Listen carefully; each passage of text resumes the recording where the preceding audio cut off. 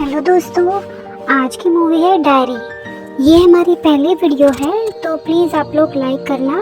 चलिए आज की मूवी की हम लोग शुरुआत करते हैं, जो कि एक बहुत ही ज़्यादा सस्पेंस और थ्रिल से भरी हुई है। फिल्म की शुरुआत होती है जंगल में हम एक बच्ची को देखते हैं जिसका नाम था वीरा।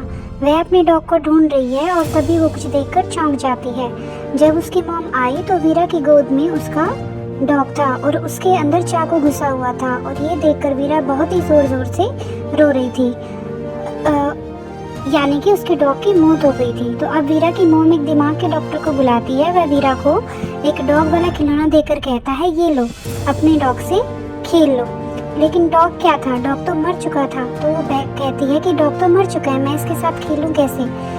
तो लेकिन वीरा को इस बात का बहुत ही ज़्यादा सदमा लगा था। इस वजह से उसका इस डॉक्टर से इलाज चल रहा था, क्योंकि उसने सबसे बात करना ही छोड़ दिया था और डॉक्टर के इलाज से वो बेहतर होती जा रही थी और बात भी करने लगी थी। इसके बाद हम देखते हैं कि वीरा अपनी मॉम के साथ गाड़ी में बैठकर कहीं जा रही थी। उसकी मॉम का नाम ओल्गा था। ये दोनों एक घर के पास आकर रुकती हैं, जो ओल्गा ने हाल ही में खरीदा है, क्योंकि ओल्गा का डिवोर्स हो गया था और वो अपनी बेटी वीरा के साथ इस घर में रहने आई थी।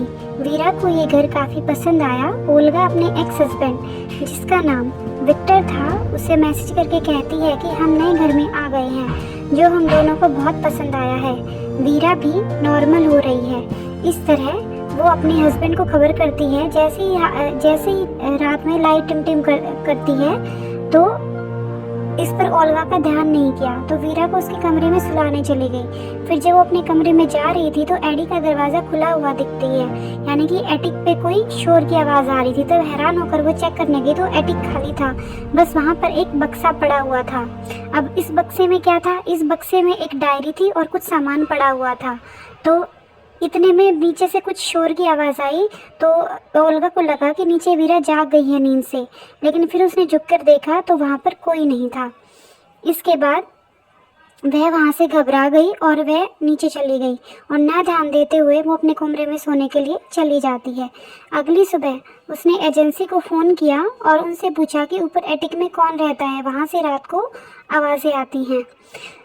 तो वहाँ पर जिसके अंदर एक डायरी और कुछ सामान था, ज़रा पता लगवाइए कि वो किसका है। और आज विक्टर आ रहा है जो वीरा को लेने आया है, क्योंकि कोर्ट के मुताबिक उन दोनों का डिवोर्स हुआ है और वीकेंड वो अपने पापा के साथ गुजारती है। तो इसके बाद विक्टर आता है और बोलता है उसे अपने साथ रहने के लिए, लेकिन वो बोलती है कि विक्टर बोलता है कि पहले मेरे दोस्त के साथ कुछ टाइम गुजारेंगे और फिर घुड़सवारी के लिए जाएंगे। तो ये सुनकर तो वीरा को गुस्सा आ गया। वो कहती है कि फिर तो मैं नहीं जाने वाली हूँ आपके साथ, मैं नहीं।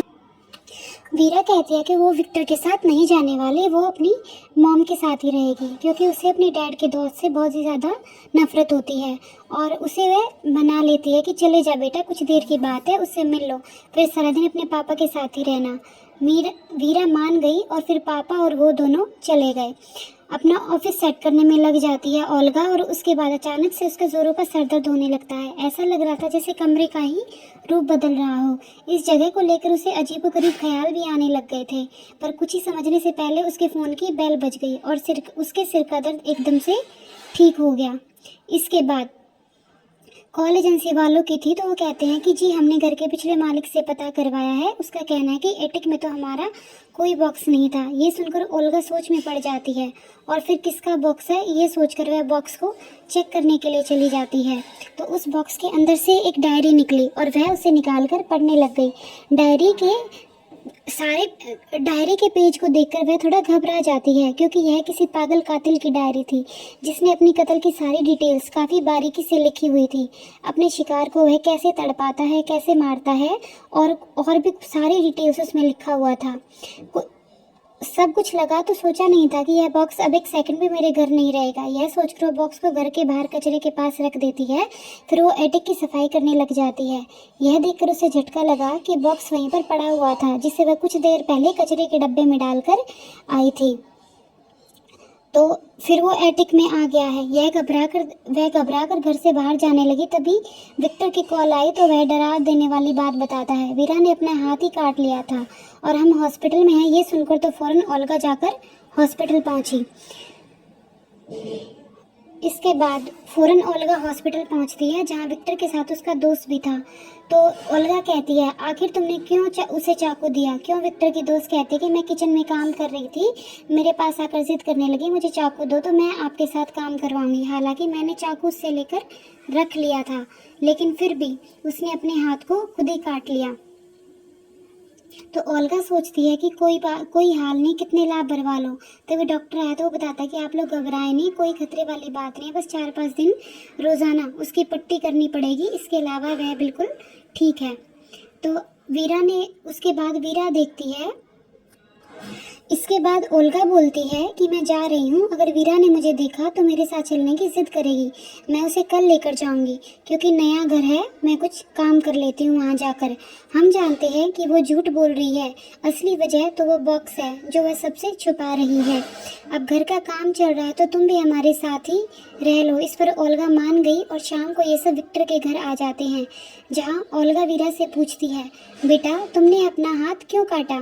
पर विक्टर उसे रोकते हुए वीरा को बाहर भेज देता है और ओल्गा उस पर गुस्सा करती है कि यह क्या हरकत है, मैं उससे सवाल कर रही हूँ और तुमने उसे बाहर भेज दिया। तो विक्टर कहता है कि देखो यह सिर्फ हादसा था, उसने जानबूझकर थोड़ी ना कुछ किया है, यह तो छोटी सी बात है। उसने अपने डॉग के साथ क्या किया था? जी हाँ, डॉग के साथ उसने कुछ किया था जिसका जवाब में आगे जाकर पता लगेगा। तो दोस्तों ये छोटा सा वीडियो का पार्ट मैंने बनाया है, इसकी फुल वीडियो